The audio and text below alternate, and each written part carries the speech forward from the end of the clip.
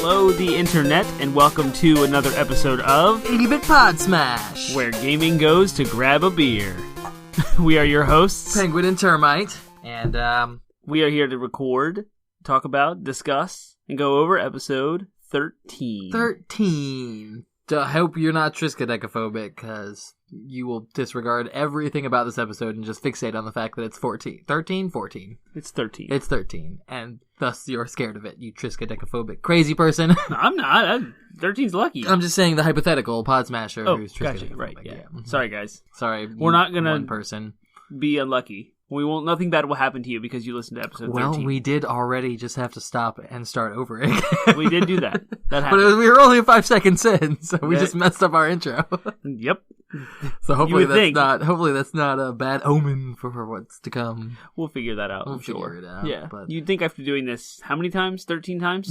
13 times. This is the 14th episode. Yes. Because we have an episode 0 Yes. to confuse everyone more. So the last episode was 13. Oh my gosh. Oh! You didn't even know. It was a secret. Triskaidekaphobia, people.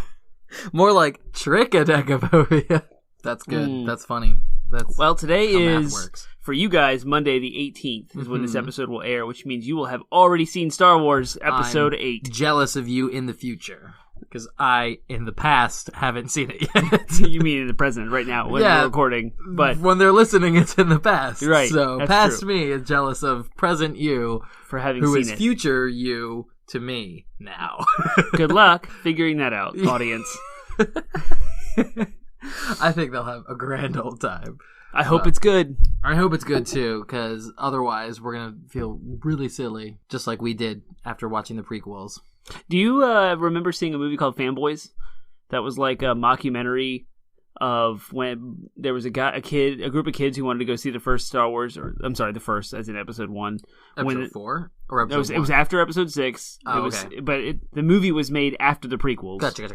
To make fun of the fact that no one knew how bad episode 1 was going to be. So it was a mockumentary about a kid who was dying from cancer who needed to get to Skywalker Ranch to see the movie early before he died. And then he had an entire tattoo of Jar Jar Binks on his back. And he's like, this guy's going to be awesome. Because apparently he was leaked in the movie. It was hilarious. Yeah. And then the very last line of the movie before the credits roll is, what if it sucks? Yes, I have heard about that. Yeah, that movie's hilarious. That's awesome.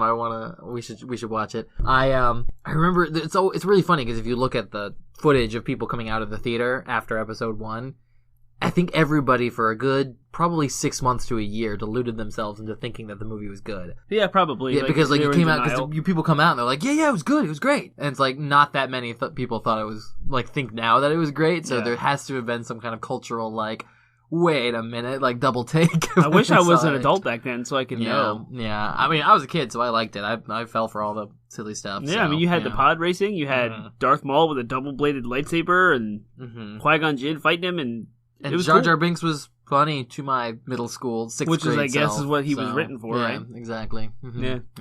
So it wasn't until I was older that I was like, oh, that's really dumb and kind of racist. Yeah. That's funny, though. The worst part is episode 1 is the best of the prequels. I disagree. I would say that Revenge of the Sith is the best, but But again, I could probably be dissuaded by a tiny margin, only because it's just a little bit darker. It's a little bit more what I wanted from my Darth Vader prequel. And as bad as still bad. Plus, it has the awful, I've got the high ground Anakin scene. Oh yeah, which has been memeified to great degree. Thank you, the internet, for all of your hard work making fun of that. When did that movie come out? 2008, 2007. Episode 3, yeah. It was. I was an adult. Yeah. So, I grew up. I think I saw it with my wife when we were dating. So, it had to have been 2008, 2007, something like that. I had the whole gamut of experiences with the prequels, which is, I saw episode 1 when I was a middle schooler. I saw episode 2 when I was a high schooler. And I was in college. I'm pretty sure I was in college. Yeah, I was in college when episode 3 came out. So, it was every single one of them was the first one I was like, oh, that's good. Second one I was like, wow, that kind of sucked. Did the first one suck as bad? Yeah, the first one did suck as bad. And then the last one I was like, ugh. Seriously, come on, guys. Yeah. But I saw each and every one of them in theaters, so there's something to be said there. I think we all did. I didn't see anything from 2 on. I only seen 2 on in theaters. Episode 2, 3, and 7. And Rogue One. Yeah. So I missed the original 4, 5, and 6 trilogy until after the VHS remasters had come out. Mm-hmm. Yeah, so I don't think Star Wars can keep making good movies. They're going to have a bomb soon. And if you talk to me today, I will have an answer for you. But I'm speculating that Episode 8 will mirror Empire Strikes Back, similarly to how Episode 7 mirrored A New Hope. You see, I hope it doesn't. Well, I do too. But I'm still speculating that that's what's going to happen. That's the biggest criticism of The Force Awakens, is that it too closely mirrored A New Hope. And that's a valid criticism. Like, it's the safest movie they could have possibly made. Is make Star Wars again. Right. You know, so... Hello, the internet, and welcome to another episode of your Star Wars podcast. We are your hosts, Penguin and Termite, and we're going to talk about Luke Skywalker for 3 hours. Star Wars. Well, strap in, boys. Yeah, for real. But so, you know, to keep talking about Star Wars, in the celebration of a new Star Wars movie having come out. The whole episode isn't Star Wars themed, don't worry, but we do have a Star Wars themed DLC. Similar to our wishlist episode a few episodes ago, I wanted to talk about, as our mini DLC conversation today, I wanted to talk about what your dream Star Wars movie would be. So if you could will a Star Wars movie into existence, whether it's based off of an existing property from the extended universe or a video game, or just something else that you think would be cool to see, what would it look like? What would it be about? Where would it be set? What kind of genre would it be? So as a podcaster as like myself, I'm extremely creative. Not so much at all, actually. So I'm just going to rip off The Force Unleashed. Oh, okay. Which is the Xbox 360, PS3 game. Yeah. Where Darth Vader had a secret apprentice. Mm-hmm. That was sent to hunt down and kill the last of the Jedi who escaped from, I guess, Episode 3's Anakin rampage on the temple, etc. So like all No, there was a lot of hidden diasporic Jedi were hiding. There were a lot of secret Jedi in the extended universe stuff too before Disney struck it down. Starkiller was his name. Yep. And he would go from planet to planet chasing down these Jedi. Which bit of trivia, do you know that was originally Luke Skywalker's name? Yeah, he was originally Anakin Starkiller. Yeah. And they've that bit of trivia has been replicated. His name was Starkiller, Starkiller base. Yep. There's so much. Yeah. It's everywhere. They've taken it and... But I'd like to see that made into a movie where he's hunting down the Jedi. But spoiler alert: at the end of the game, he kind of turns on Vader and ends up helping start the rebellion. So he works with Organa and Princess Leia. Sweet. So it'd be kind of like a sparks the rebellion. It'd be kind of like a pre-Rogue One, right? Kind of thing too. That's cool. Yeah, that would be good. There are a couple of things I would like to see. I would like to see. I don't know what direction they're taking the Han Solo prequel. Yeah. So I'll just say what I would love to see is a Han Solo Boba Fett buddy crime show. Nice. So the opposite of buddy cop, because it's implied that Boba Fett knows Han Solo and they have some kind of pre-existing relationship there. Yeah. I want to see them be criminals together and then Han Solo be a jerk and cause a rift in that relationship.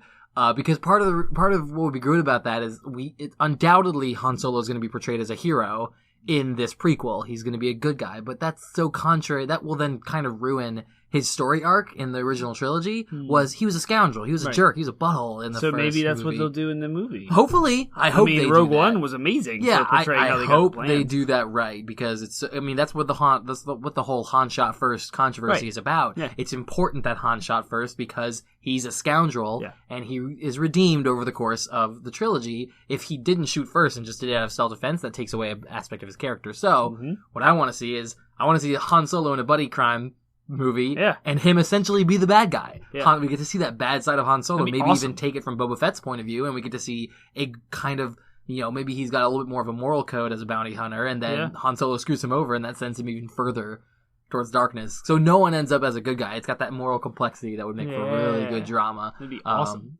That would be one I would want to see. I would love to see a Yoda prequel. I want to see Yoda when he's a mere 100 years old instead of 900 years old, where, when he's training as a Jedi or whatever, when he's not a master yet, and just kind of see what the galaxy looked like 900 years ago, to see what that would be like. Would that be during the Old Republic or not? The Old Republic's way older than Yoda.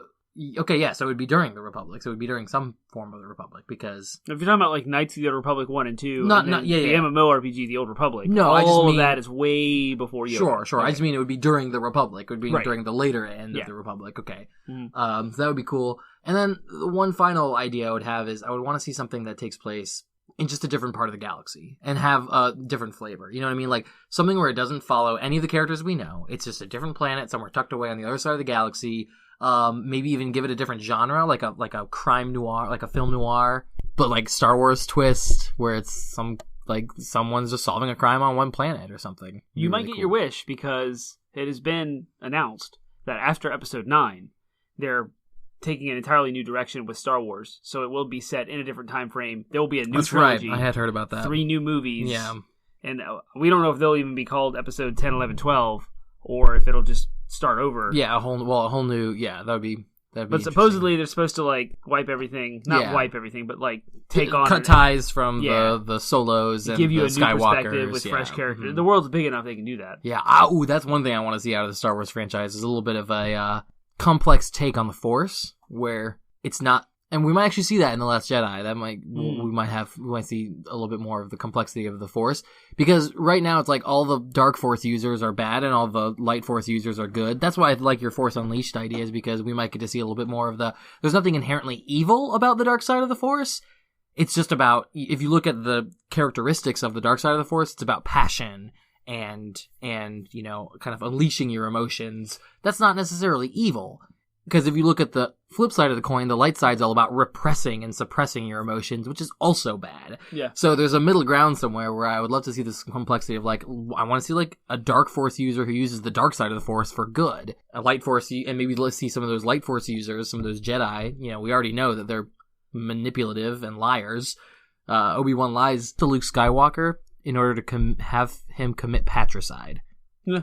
That's a crime that in Game of Thrones is seen as the worst crime you can possibly commit. So if Game of Thrones, if in the Game of Thrones world, Obi-Wan's trying to get him to commit the most heinous of crimes, that's pretty serious stuff. So I mean, Darth Vader is the most evil thing in the universe, but he's not Darth Vader. The Emperor. In Ben Kenobi's view, like, he's the weapon of the Empire. So you remove Darth Vader, you save the galaxy. So therefore, nothing else is as evil as Darth Vader, and therefore, lying to Luke Skywalker to make him commit patricide. So you're saying is less ends justify evil. The means? In that situation, maybe that's how the light side force works? No, the light side of the Force is crock. It's a lie. Long live the Empire. Heresy. Long live the Empire. I'm obviously a Sith sympathizer, but, stupid. Whatever. Ain't no thing.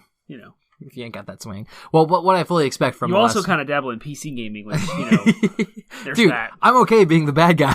So if that's what I am in this relationship, that's fine. I'm okay with this. I prefer the villains.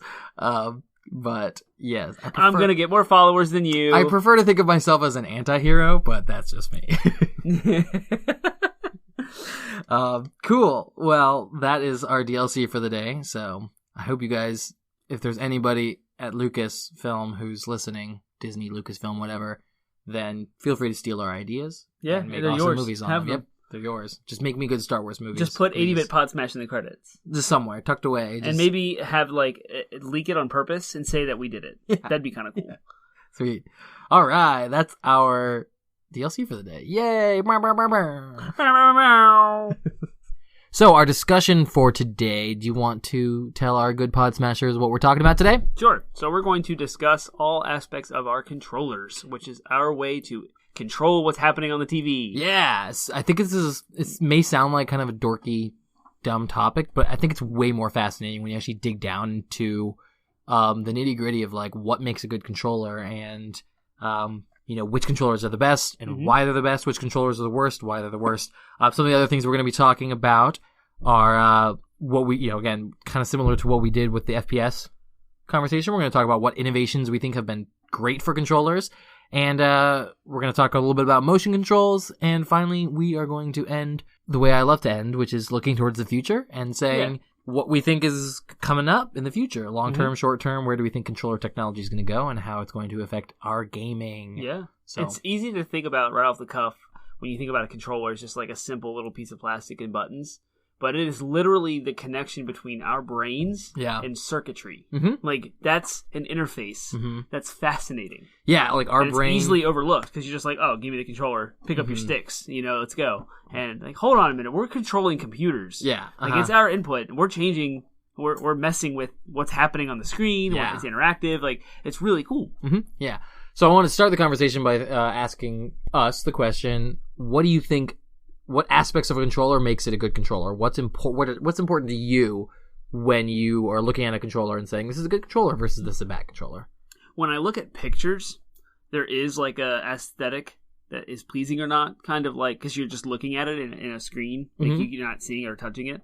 But when I touched it, when I pick up the controller, it needs to feel like it has some quality. Mm-hmm. Yeah. And that's like before you even go into the buttons or where the placement is or like how it's shaped, like how it feels in your hand and what it looks like. It needs to be comfortable. First. Yeah. Mm-hmm. Those are like the first impressions, right? And those are the hardest things to overcome if they're bad. Sure. I don't think, personally, I'm not really an aesthetic person, so I don't really care about the aesthetics. I've seen some funky looking controllers in my day that once I put them in my hand, I'm like, oh, okay.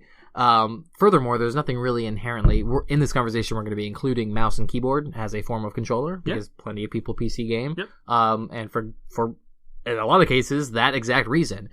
There's nothing really good looking about a keyboard either, it just looks like what it looks like. So I don't really care about the looks so much myself. To me, what's most important is the most important things. This is a list, so it's not in any particular order, but I think the number of inputs and how easy they are to reach is important. I think that the ability to identify those inputs is really important. So whether based on feel, like without looking at ideally by feel, yes. Yeah. I shouldn't have to look at my controller to see what I'm pressing. We'll talk more about that in a little bit. Comfortableness is really important too. There are some controllers that just hurt your hands after a while if you sit there and play them for too long. The precision of input, which is where you get into that kind of distinction between mouse and keyboard versus a controller. Yep. The sturdiness, if I feel like I'm going to drop the controller and it's going to bust all over the place. That kind of goes into the quality I was talking about. Yes, like exactly. Yep. Those are kind of the most important things. The rest are kind of just perks, like whether it's wired versus wireless, whether you can recharge it, and stuff like that. Yeah. So those are, I think, the aspects that are most important to me, and the aspects I want to talk the most about. So, yeah, in regards to inputs, I want to talk really quickly about inputs, some of these subsections. What do you think, in your mind, what do you think is the right amount of inputs? Or, like, if you can even just say a controller that you think has the right amount of inputs. So, there's a standard today that we've kind of hit in the early aughts, the early 2000s. Mm-hmm. We hit a standard where you have 4 to 6 buttons accessible by your right thumb. Okay. 2 analog joysticks, a D-pad, and then 4 shoulder buttons. Mm-hmm. Every controller from like 2000 to now has that kind of basic feel to it. Mm-hmm. And I have to agree with that. Like, that sounds good to me. Like, having 4 buttons with your index and middle fingers. Yeah. 2 joysticks with your thumbs. And then having either the D-pad or like 4 to 6 buttons accessible with your thumbs. Okay. I feel like that's the ideal. I think there could be more. I think that a lot of modern day controllers are underutilizing the amount of fingers we have, essentially. Yeah, it's true, because you have 2. Your pinky, most of it, your pinky and your ring finger are supporting, I guess, but they could be. You could be doing things with that, yeah. And the Xbox One Elite controller has paddles that you can that are down there that you can control with your ring and pinky. Yeah, I've never used one, but it's fascinating. I'm into that. I always think when I think of inputs, I have to compare a controller to a keyboard. Granted, keyboard has some weaknesses too, but the strength of a keyboard is there's just so many input possibilities. And when you think about like the ability that also with one finger hold shift, while with one of the other finger reaching for one of your number pads. Like, so many people hotkey stuff and have just so many input options. I think about all the games that can't come to consoles because of the limited number of inputs. Think about trying to play WoW on a console. You couldn't do it because there's just too You can get about 20 buttons with your left hand alone on a keyboard. And even then, you're not... My biggest problem with the con with the keyboard is that there are just too many inputs for you to possibly hit at one time. Yeah. You have so many inputs, but then there's too many for you to ever hit. You can't reach the enter key from the shift key with one hand. That's what I was saying. Like, you have approximately 20 that are accessible from the WSDA like standard. You can reach with those because a keyboard wasn't designed for gaming. Right. We just adapted the keyboard to be useful for gaming. Right. But it was designed to be used with two hands on the keyboard at all times. Yeah. So unless you have a third hand. Right. Well, if you think about like a regular keyboard is 128 keys. Is that the standard for QWERTY? Yeah, I think so. Yeah. You can only get 20 of them. So there's 108 keys just left there. That's left. Yeah, exactly. Which some games use awkwardly. It's like, and then that's bad game design. Yeah, exactly. So the tempting thing about the keyboard is to try to overuse inputs. But still, you can never get the same amount of inputs on a controller, and that's I think that's unfortunate because it's limiting the amount of games that can come to consoles for that exact reason. Like I said, you couldn't play World of Warcraft, or there are very few MMOs you could actually play effectively, and that's why consoles have been successful with MMOs like Destiny, where the controls are simplified because of the limited number of inputs. But if we utilize more of those pinky ring finger bottom. Like more inputs that are on the bottom of the controller, I think that it would need more input options. A lot of first-person shooters use the right joystick to aim, and you can't aim and reload at the same time because you have to move your thumb off the joystick to hit a button. And so, like, having your ring finger or pinky finger down there to reload while you're moving, or jump even, so you can aim midair. Because once you have to remove your thumb to press the jump button. Like you can't aim. Which in my research, I discovered there's a method called clawing, I think is what they call it, where a lot of professional gamers they'll use their middle finger for the triggering, and then they curl their index finger in order to hit the four input buttons, and then that way they can keep their thumb on the right joystick at all times. That's nuts. Yeah, I don't even want to try that. Yeah, but it seems insane to me, but that's just them adapting to a flawed controller style where they wouldn't have to if there were more inputs on the bottom of the controller. They could hit their ring finger without having to use it. One fascinating analogy that I thought I saw as we were preparing for this episode was instruments. Like, how many different combinations of music can you do with your hands? Yeah. Whether it's a guitar, a piano, a flute, a recorder. I mean, every instrument uses all 10 of your fingers. Yeah, there's a Kotaku article that talked about that. That was the one, and we'll link off to it in the comments so you guys can check it out. But I was like, whoa, I never even thought about that. Like, humans have kind of, like, developed over time ways to play instruments, and we've gotten better at it. And essentially that's input. Yeah. So you could compare a piano to a keyboard. Right. In fact, they share a lot of the same terminology. Yeah. They have they're kind of a root of one another. Yeah. But versus a guitar, which has fewer actual inputs but more combinations. Yeah. Yeah, it's interesting. Yeah, I think it's a great analogy there. So we'll link off to that article because it was really good too. The other thing I wanted to talk about in regards to inputs, which you kind of hit on already, which is the ability to identify inputs by feel. Yeah. I don't really have any problem with the PlayStation controller or the Xbox controller or the new current Nintendo controllers, except for one thing. What's that? They're all different. The layout is completely different, and I'm getting more familiar with the PlayStation controller as I play it, but when I first started playing the PlayStation controller, I hated XO box. Oh, that's what you're talking about. Okay, all right, hold on. Because the layout's earlier fine. I just said that it's kind of the same basic layout. Yes. 4 buttons with a joystick on each hand. Yeah, the layout. The layout itself is okay. It's what they do. The arbitrary identification of each button drives me crazy because I don't know, especially when you're talking about like I played God of War. I would pick up a PlayStation, once in a blue moon to play God of War, and trying to remember during QuickTime events where it's important to hit the right button, trying to remember, wait, where's triangle? I don't want to have to look down at it, but if I hit the wrong button, I screw up and I have to do it all over again. Right. And it gets even worse when you transition between the Xbox and a Nintendo controller, because they both have A, B, X, Y. Right. But they're reversed. They're switched on each controller. It drives it's me really bonkers. I've noticed this. It's the Xbox that's the only one that's different when it comes to like where if you, in your brain you want to go back, you would move your thumb to the right side. So I don't know the Switch. And so the Switch has some rough ones too, though. You think so? I think so. So I would have to get them out and test them right now. Yeah. But in the past like couple months, I've been playing my Xbox One again, and I've noticed that I've messed up on that console. Yeah. Not the Switch and not the PlayStation, but it's the Xbox that throws me off. You see, when I switch between the PlayStation and the Nintendo, went with the Switch, that's where I get messed up because you'd think that your thumb rests most easily on the placement of X on the PlayStation. The bottom. The bottom. So if you think of a cross, like the plus sign, and a calculator, right? Plus, it's the bottom of the 4 Right. rungs. On the Nintendo, that's B. Right. On the Switch, that's B. Yeah. And B is usually back. True. So on the Xbox, that's A. That's forward. And that's also X on the PlayStation. Oh, you're right. Yeah. So I think it's the Switch that's got it. Screwing me up.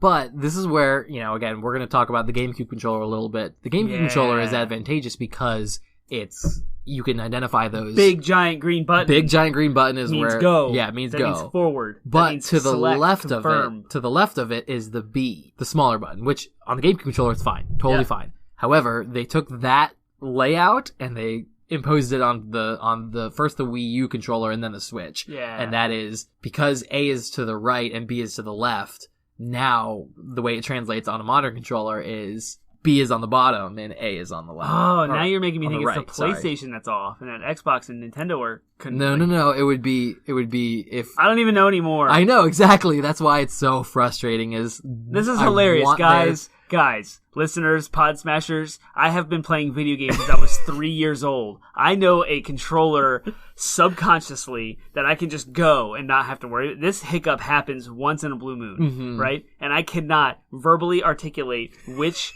console is backwards from the other one. Like, it is so ingrained in our subconscious. Like, this is crazy. Yeah, it's ridiculous. I think that I know competition is important, but some universality in the way the controllers are designed. If they're going to be laid out the same, then please, can we? It seems like hardware-wise, we're there. It's the same. Yeah, it's the software that's different. Yep. Yeah, and if you know, I don't remember if you remember this or not, but PlayStation 2 Japanese games had the cross and circle functions backwards. Like some of the Final Fantasies said X was back and O was confirmed.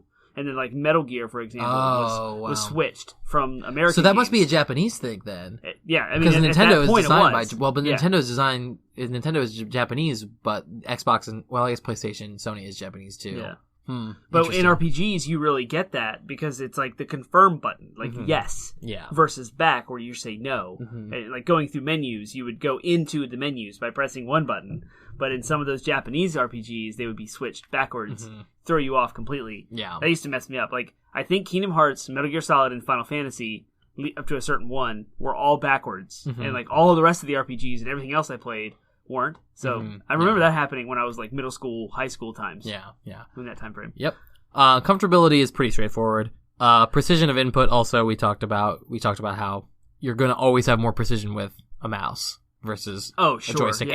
And I think that all joysticks, with some exceptions of, some small features here and there that make some a little bit better than others, at the end of the day roughly are the same. Can we take a little bit of a tangent? Sure. Like a little off-road? Yeah. Little action? Yeah. Termite wants to talk about? Yeah. This is a console versus PC kind of argument. Okay. I want to explore this little space, so come with me. Sure. On a little journey. I'm here with you on the journey. So PC gaming, hands down, mouse is way more precise. There's no argument. That's objective fact. Yeah. You can move a mouse around and precisely aim and snipe. I wonder, though, shooters. partially if that's somewhat cultural, just because I wonder if objectively speaking, you might have more precision with, if there were motion controls that were sensitive enough to... Okay, we're not talking about motion controls. Sure. But I just mean that, like, there's nothing objectively about... true about, like, a mouse necessarily being more precise other than just the way that our minds work with our hands and the way we've been trained with computers for as long as we have. Okay, sure. I don't know. Maybe not. I was just thinking about, in the realm of first-person shooters... I didn't mean to derail you. I apologize. In the realm of first-person shooters...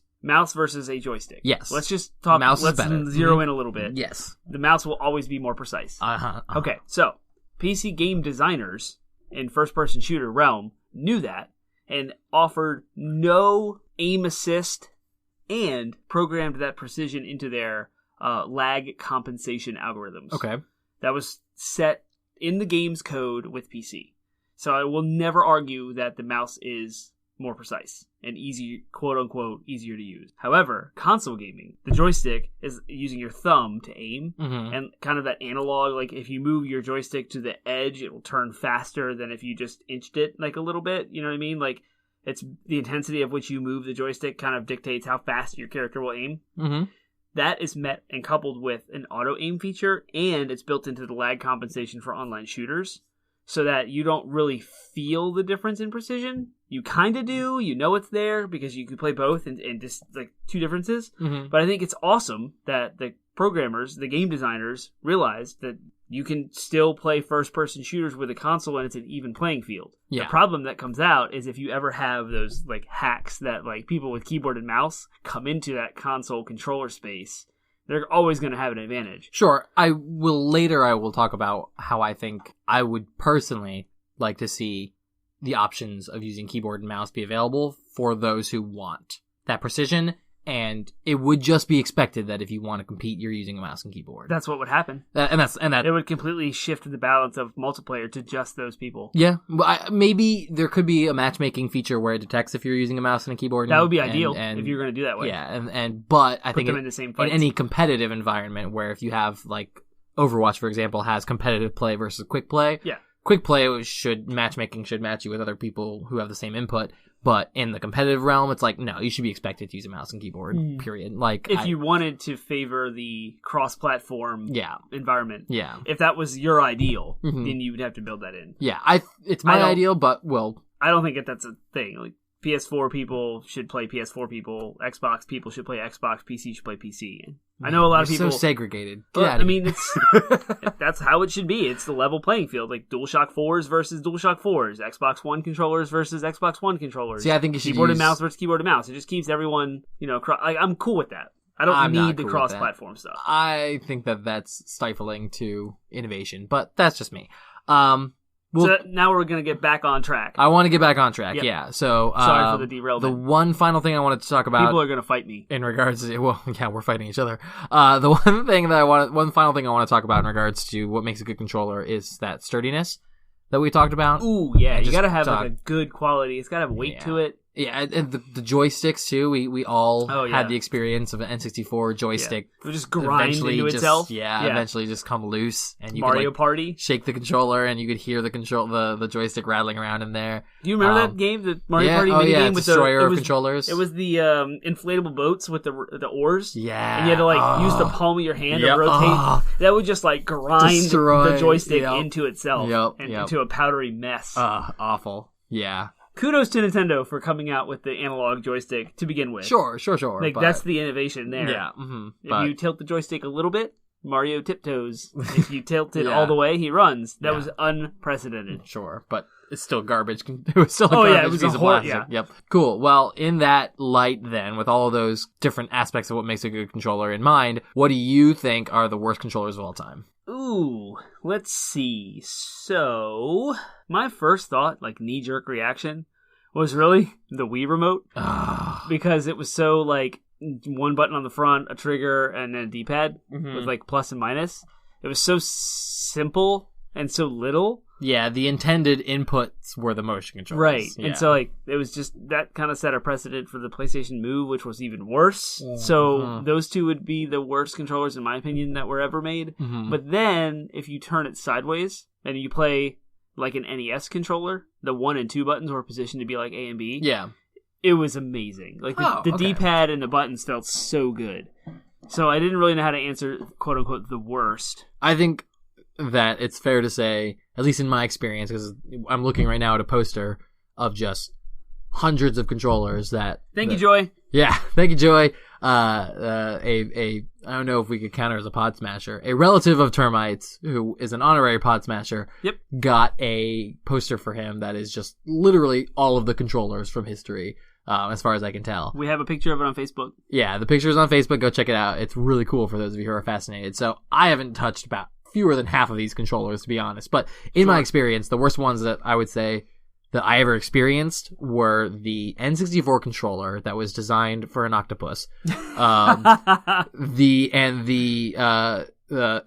original Xbox controller, the Duke, the monstrosity that again was designed for a Sasquatch. Like clearly, like the N64 controller, just it's shaped like a trident, you know, like you have to have, and you do legitimately have to have 3 hands in order to play it. No, you don't. You can't use the joystick and the D-pad. No and game the made you do that. Sure, but that's again wasted inputs. Talking about wasted inputs, I'll give you that. Yeah, so many wasted inputs. But I was in 5th grade when the Nintendo 64 had come out, right? I was playing Super Nintendo and Sega Genesis, which everyone was.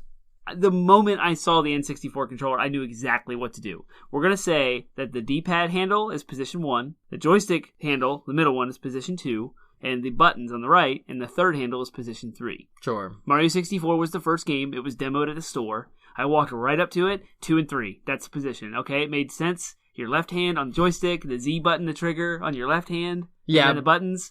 No game ever needed you to use the D-pad and you're never going to use 1 and 2 together. You're always going to use 1 and 3 or 2 and 3. That's fair, but it still just made sense. I agree, it made sense, but it's still poor controller design, awful controller design. There was a lot of people who tried to put their hands on the one handle, position 1, and use the joystick from 2. Right, but then you couldn't use the Z. Yeah, because they were holding it wrong. You couldn't objectively really use the L button either. So it's just, again, that was just, it was poor controller design. Every game came with a card. It told you how to hold it. That should be completely unnecessary. You shouldn't have to in your manual. You have an instruction manual that tells you all the buttons. Yeah, what does A do? Your instruction manual, it should be given how to hold the controller. I'm saying it was to a 5th grader. No. It was intuitive. It made sense. It was intuitive because you had done it and seen it so many times. But at Best Buy, I just walked up to it. I was like, oh, neat. A new controller. Here we go. Boop. And it just made sense. No, I disagree with you entirely. I think it's awful controller design. And then furthermore, I will give you the wasted inputs. The Xbox controller was awful, terrible design. That was garbage from day one. I never. Reason number, well, same with, the problem was inputs. The problem was reaching the inputs. They were too spread out. It was too big. It was clunky. It was bulky. Yep. You couldn't ever reach. And then in that regard, the wasted inputs were the black and white buttons because you could not reach them with your 9th grader thumb. Yeah, because they were above. There was 6 buttons mapped on the right side of the controller. I guess Y is the topmost of the 4. Black and white were above that. Yeah, and then furthermore, you had to black lift. and white, and the only game I remember ever using that was Halo, and you use it to turn on and off your flashlight. Yep, and switch which grenade and type. That's right. That was the other one. They didn't know how to show it on the screen. Yeah, it was just like a little white circle, and you're like, wait, what's that? And then you have to do what you hate to do: look away from the screen to look at the controller to figure out what you're trying to press. Yeah, it was so bad. Xbox, the original, the Xbox S controller, I think, came out in that same generation. Mm-hmm. It wasn't. Fun fact: the Xbox S controller, which came out in 2002, was the Japanese Xbox controller. Oh, interesting. It was designed specifically for Japanese markets. Oh, cool. And then someone in America thought, oh, that's smart. That's a better controller. Let's go ahead and switch over and use that and stop producing the, quote, Duke controller. Yep. Smart. Yeah. Cool. All right. So I think those are our worst controllers. What do you think? Wait, there's one more. The NES controller. How horrible is that sucker to hold? It's got the sharp corners. Edges. Yeah. No, that is bad too. Simple. I mean, it had the 2 buttons. I don't remember. Yeah, I don't remember having problems with it as a kid, but that's not something I would have paid attention to. Right. Yeah, and now for sure. And the NES was kind of redone with a hardware revision with the top loader later on, and that actually came with a dog bone shaped, and that's on my poster. Oh, cool. Somewhere. There it is. I don't know. It's there. But yeah. Cool. Oh, I see it. Yeah. Sweet. So they made a dog bone shape with the rounded edges, kind of like the Super Nintendo controller did. Yeah. Which came out later. Yeah. Cool. All right. Those are the worst. What are the best? What are the best controllers? I have another gripe before we move on to the best. Okay. I hate the fact that they added buttons into the joysticks. I hate clicking. Really? I hate clicking the joysticks. I feel like I think it makes sense in some cases, like sprinting. I hate that. Really? I hate that so much. Just give me a button to hold while I sprint. Because clicking the joystick and then moving it after, holding it down, to click and then move the joystick at the same time, it just feels like you're breaking it, and there's a loss of precision that happens. Yeah, I suppose on a keyboard Think about arms when you have to hold the button to block. Yeah, but you can it just throws. Yeah, you can now. Originally, you couldn't. You can remap it now. Yeah. Please remap that button to something else. If you're any good at arms at all, you will remap that button. Yeah.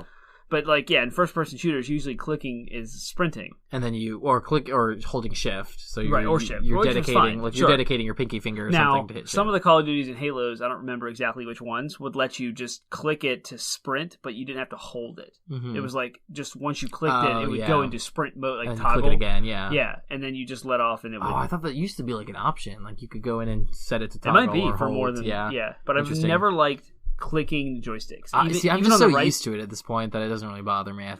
Even today, it still drives me nuts. But sometimes, like when you snipe, you have to click the right joystick to like hold your breath. So games simulate moving around, like the inaccuracy of breathing.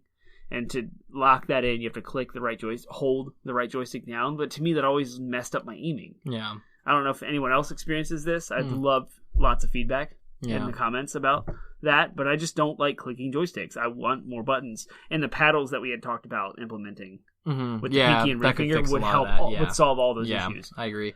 Okay, well, I don't really notice it that much, but I can see. So the best controllers. Yes, the best controllers. Man, I'm fired up. I argue that the best controller of all time was the GameCube controller, Nintendo GameCube. Granted, doesn't have as many inputs. You are preaching. Yeah, it. It doesn't have as many inputs as it could have, as modern controllers do. It's missing the 2 buttons, L buttons. So most modern controllers have 2 L buttons and then 2 R buttons. It does have 2, but it's only on one side. Yeah. So it's missing one button. Its biggest weakness is it's missing pretty much one button. Other than that, it feels good in your hands. It's got lots of rounded, soft edges, so gripping it's very good. You can reach all the inputs very easily, and my God, you can feel. You don't ever have to look down at that stupid controller. You can, by feel alone, and you can identify A button is the big one, B button's the little one. Yeah. The only one that you might have some confusion with is X and Y. So that's the only. Shaped the same. Yeah, they're shaped the same, but they're very they're within reach. It's just such a smartly designed controller. Okay. And that's why Smash Bros. That's why every single console that they will release will have to have some kind of adapter for GameCube controllers for Smash Bros. Alone, because nobody's going to play Smash Bros. On anything but. It's kind of cool to have that validation from the corporate level. Yeah, like, exactly. The GameCube was the best one. Yeah. It's something I read today, and again, preparation for this episode, that GameCube came out in 2001. Mm-hmm. We've been using GameCube controllers to today. So 16 years of GameCube use. I've never noticed it. The GameCube has notches in the joystick. Yes! So you can lock your positions into the 8. So up, down, left, right, but then you have like the north, northwest, south, southwest. Like you have the diagonals, like the perfect 45-degree angles across both joysticks. I never know, like they're all like there. Yeah. Amazing. And I've used them subconsciously. Didn't even exactly. And I read it and I was like, wow, 16 years of using that controller. It doesn't have the clickable joysticks. That's which is also amazing. Which is the other missing input. They have analog triggers, which were cool, because like Star Wars Rogue Leader, for example, the right trigger button, like the R button, was the thrusters. And you can control how intense they were based on how far you click. Yeah. And then there was a click at the end. So it was like analog, easy, hard, and then a click hard button. Yeah. So it was almost like you could do 2 functions, which is why they don't need the L2, L1, R2, R1, because you can just click the buttons for the second function. Yeah. No, GameCube controllers. The GameCube controller is so good. And then furthermore, to make it even better, was they were the first, and maybe not the first, maybe not 100% the first, but they were the best wireless controllers of their generation. So the Wavebird variation of the GameCube, of the GameCube controller, I don't know if anything else came out before it, but it was the very first. Well, there was a wireless controller for like Nintendo. Okay. When I was like 4 or 5 years old, I remember there being a wireless controller. It's probably on my chart up here somewhere. I remember seeing it before, so I know it's on that chart. Yeah. I'll point it out to you later, but it was horrible. It was infrared, which means you had to point it directly at the receiver. Whereas the Wavebird was, I don't know what they used. Yeah. Radio frequency, like RF.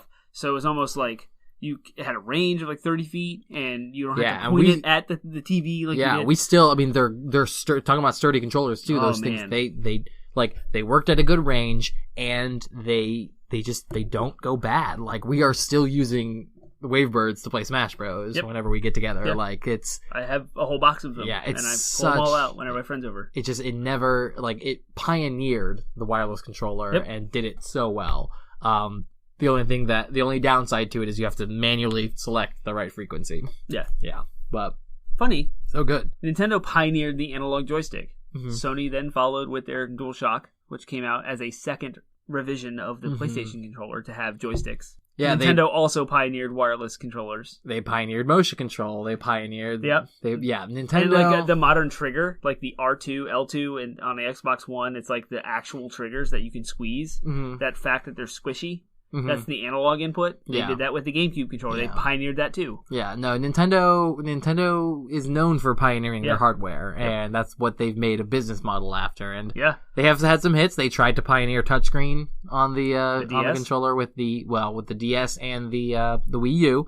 Right, with the tablet. One hit, one miss. There's technically the Switch has a touchscreen. Yeah, so the Switch has a touchscreen, so that works. But no games really use it yet. No, but that's because the games that used it on the Wii U weren't very good. But so it's they're always trying to push the boundaries of what's possible, which is why that's why I'm super excited that they're doing well now with the Switch, because they keep innovating when innovation is needed. Cool. So I also think that the Xbox 360 is just a good standard. I think they took what the GameCube controller did well, and they just standardized it in a way. I think all the modern controllers can kind of be rooted back. I mean, common ancestor, Common ancestor would be the 360. It was kind of a revision perfection of what the GameCube started. Yeah, absolutely. The only downfall with the 360 controller is the 4 buttons on the right, X, Y, B, A. They feel the same. Yeah. So if you don't know the layout in your head, you would have to look down. Yeah, but then that's become standardized too, which is the frustration. We argued earlier. Yeah, exactly. The frustration I shared earlier. Yeah. So,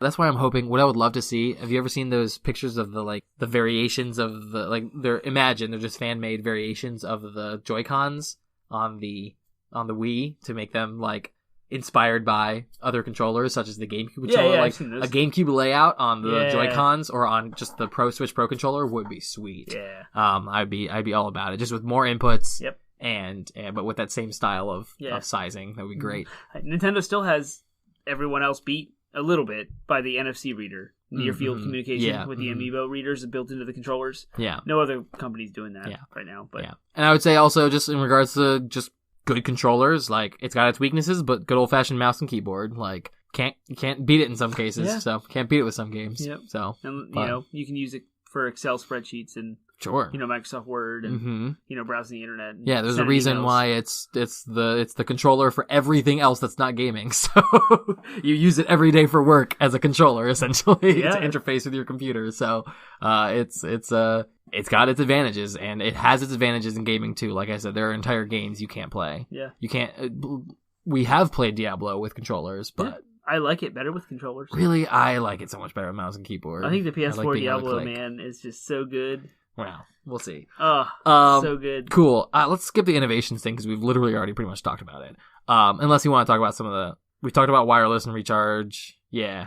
Xbox is dumb. Okay, I bought an Xbox One controller, and I was like, cool, let me plug it in. And it didn't do anything. Mm-hmm. And I was like, what's going on? It doesn't work, but it has a standard USB port, so it should charge, right? So I turned it around and looked. It has a battery pack for AA batteries. Yep. I was like, are you kidding me? You have to go buy a separate rechargeable battery to put into the AA battery slot. Yeah. I mean, that is horrible. Yeah. And I was totally caught off guard because I was so spoiled by the PlayStation 4 controller, which has built-in rechargeable battery. Mm-hmm. So I just want to call out Microsoft how dumb they are. How stupid that you have to go buy more money grubbing and... Yeah. So rechargeable batteries are awesome. Mm-hmm. Nintendo does it. Yep. Sony does it. Yep. Why can't Microsoft be cool? I don't know. All right. That's why I don't buy Microsoft consoles anymore. Let's see. Yeah, I wanted to talk about really quickly. I wanted to talk about motion control. I just want to talk about what do you think about motion controls? The single game that I've ever appreciated the motion controls in is Skyward Sword, which is a Zelda game. Mm-hmm. It had the swinging of the sword in the direction that it was supposed to, and it worked 99% of the time. 95% of the time. 80% of the time. Maybe. And other than that, I've never had a really good... Okay, so let me back up. The 3DS has motion controls built into the handheld. Yeah. Right? The whole console is a handheld, so it has motion controls built into it. You still have to hold it with two hands, and you have a joystick in one hand and 4 buttons on the right. So you only use the motion controls for aiming, and that's amazing. So that aside, motion controls... Yeah, I was going to say that the tilt mechanic in Breath of the Wild. Yes. It's the same idea. Perfect. Yeah, exactly. Mm-hmm. Where it's everything else is normal joystick aiming and stuff, but the precision of being able to twist your wrist a little bit. Yep. Oh, I love it. So it's you can do large motions with the joystick, and then the small... Yep, and Splatoon 2 does that perfectly now. Yeah. And so with that aside... Skyward Sword was the only Wii game intended motion controls. Yeah. No, I don't even appreciate Skyward Sword that much. Here's my take on motion controls. I think they're a little bit before their time. Yes. I think that the future of gaming in some way, shape, or form is going to include some kind of motion controls. Well, it has to with VR. I'll get there.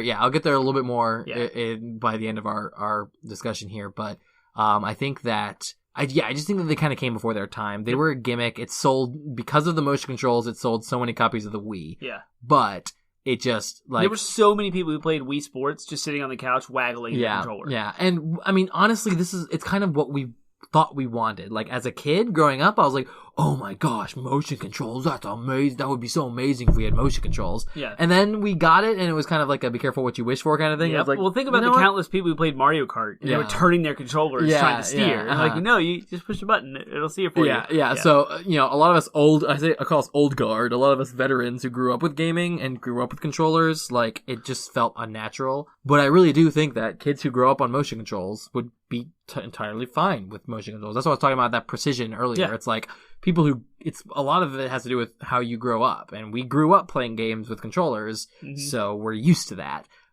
We grew up using mouses to pinpoint mices.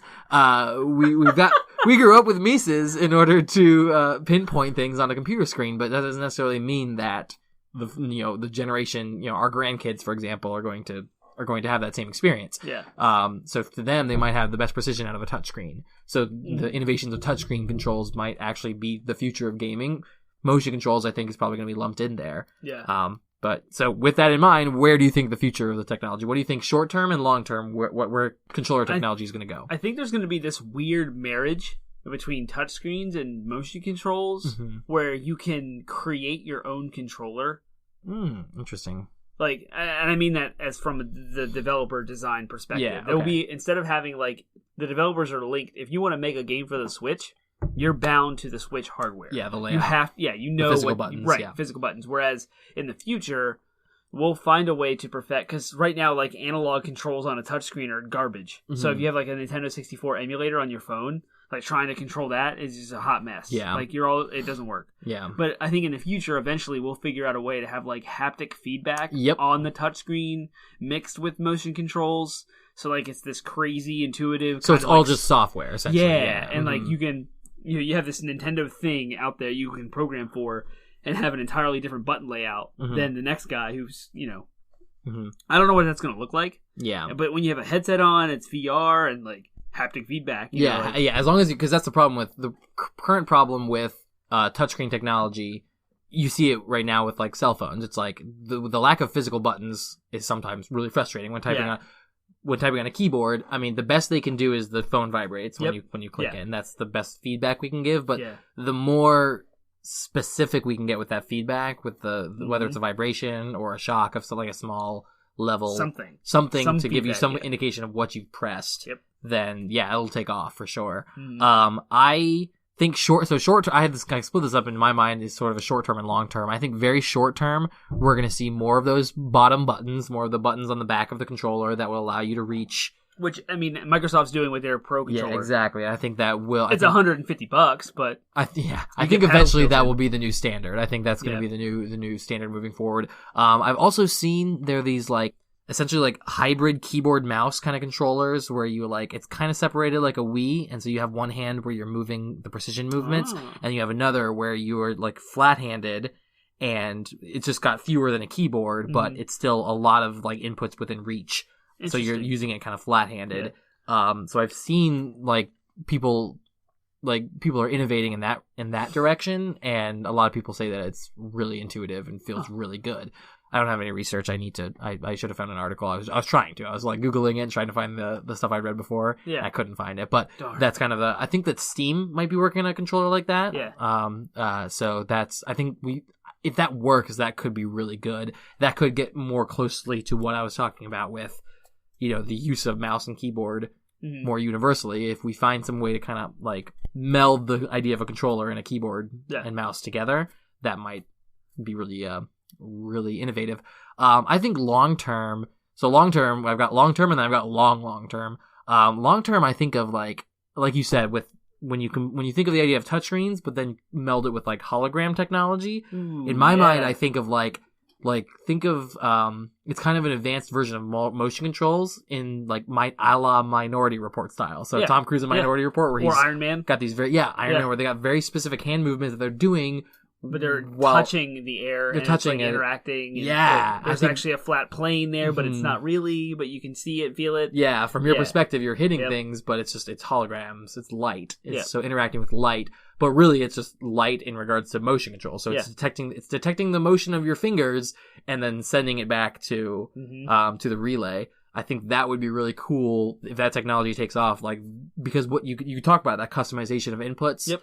You could all be software. So you as a, if there's some easy way of like customizing it, that I can just come up with my own hand movements to do what I want. Yep. And that could be really, really, again, it would allow for a lot of creativity in expression. So it almost, again, moving more towards like artistry in the software and in the... Yeah, and if developers allowed the players to do that, then you have more creativity. Exactly. And like a myriad of different ways to control the game. Yeah.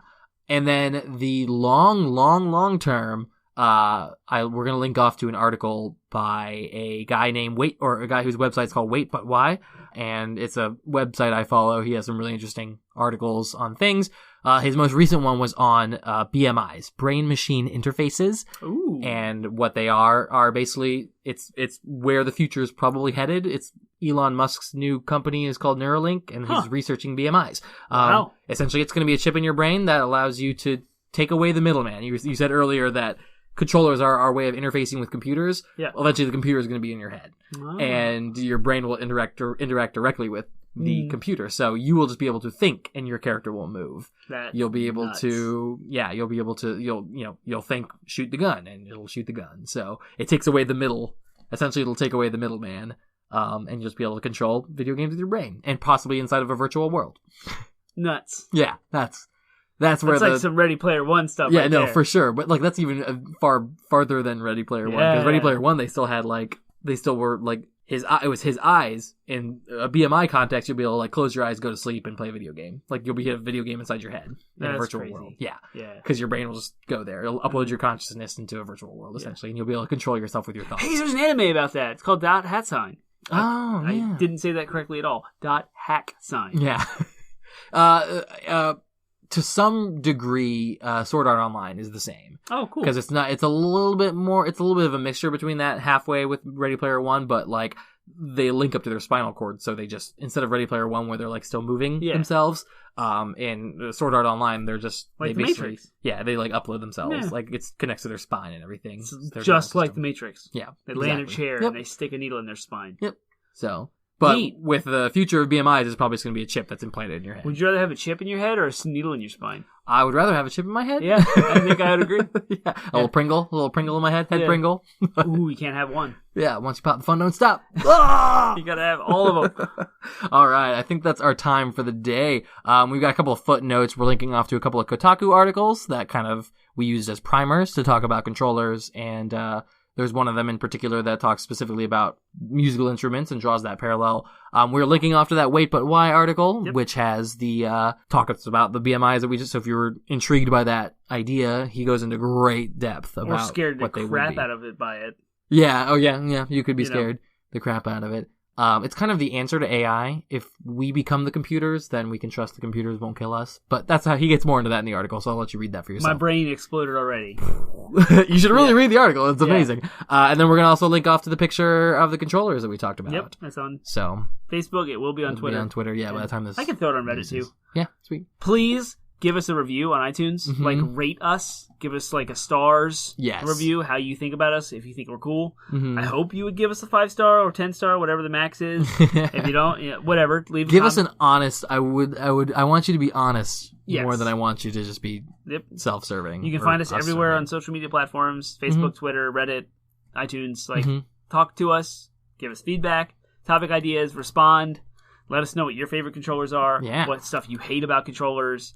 If you're frustrated by PC gaming and its lack of functionality and 80 million buttons and drivers, maybe you can hook up with me and we can play some console games. Crap. This is like the 8th episode in a row you've just completely dogged on PC gaming. I'm going to smash this bottle over your head. If you like your frames per second. One call out, I will say. PCs. One call out, especially since we're talking about controllers. You should check out Co-opetition Matt. He's a friend of ours. He on our Reddit page. Oh yeah, he posted a really funny meme of it's a really interesting use of controllers. I'll put it that way. Choose your weapon. Tell us what you think, and engage us. We want to talk to you. But that's all we got for today. Hope Star Wars is awesome. Bye. Have a good night.